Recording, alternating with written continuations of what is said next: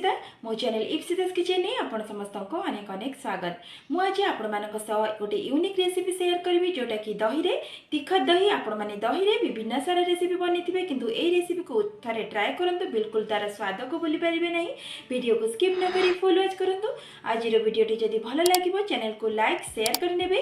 Please मो channel जदि नुआ होइथिबे सब्सक्राइब करि नेबे। तेबे चैनल स्टार्ट करिबा आज रेसिपी। देखो ये तिखत दही मुझे 1 बाउल फ्रेश दही नहीं, किसी भुर्सुंग पत्र, गोटे मीडियम साइज पियाज को नहीं, किसी धनिया पत्र, किसी रसुण को नहीं, अल्प बुट डाली को नहीं, 1 स्पून सोरिष, 1 स्पून जीरा को नहीं, 2टी सुखिला लंका को नहीं। प्रथम रसुण को छेची नेबा। देखो एबे मु छेची नउची। एबे रसुण को छेची नेली, सेतिरे 1 spoon Kashmiri red chilli powder को पकई दूची। ताकू भल से पुणी आउथरे छेची नउची। देखंतु एबे पेस्ट रेडी हो गला। एपटे गैस रे कड़ाई बसई थिली, एतिरे अल्प तेल को दे दूची। तेल भी एबे गरम हो गलानी, सेतिरे 2टी सुखिला लंका को दे दूची।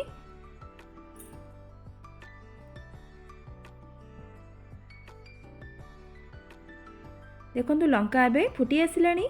1 स्पून जीरा को दे दूची, 1 स्पून सोरिष को दे दूची। ताकू टिके फ्राए करि नउची।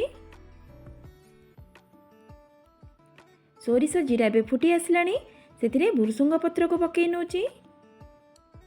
ताकू टिके मध्य फ्राए करि नउची। देखंतु भुर्सुंग पत्र एठी पूरा फ्राए हो गलानी, सेथिरे काटी रखिथिबा पियाज को दे दूची। पियाज को हल्का गोल्डन कलर हैला पर्यंत फ्राए करि नउची। देखंतु पियाज रो कलर एठी चेंज हो गलानी। तापर सेथिरे 1 स्पून जो बुट डाली रखिथिली ताकू दे दूची। ताकू टिके क्रिस्पी होला पर्यंत भाजी नउची। देखंतु एटी बुट डाली एबे भाजी हो गलानी। तापर सेथिरे जो रसुण एवं काश्मीरी रेड चिल्ली पाउडर को पेस्ट करके रखिथिली ताकू दे दूची। ताकू किछि समय पय फ्राए करि नउची, जेमति रसुण रो कंचा स्मेल पळै जिवो। एपटे दही को टिके व्हिस्कर साहाय्य भल से गोळै नउची। देखंतु एबे गोळै नेली, सेथिरे दही को दे दूची। देखंतु दही को दे देली, ताकू भल से मिसई नउची। दही को देला परे गैस रो फ्लेम को पूरा ऑफ करि नेबे। एबे गैस रो फ्लेम को मु ऑफ करि नेची, नले दही छिंडी जबार बहुत चांस थाए। तापर स्वाद अनुसार लूण को पकई दूची। ताकू भल से मिसई नउची।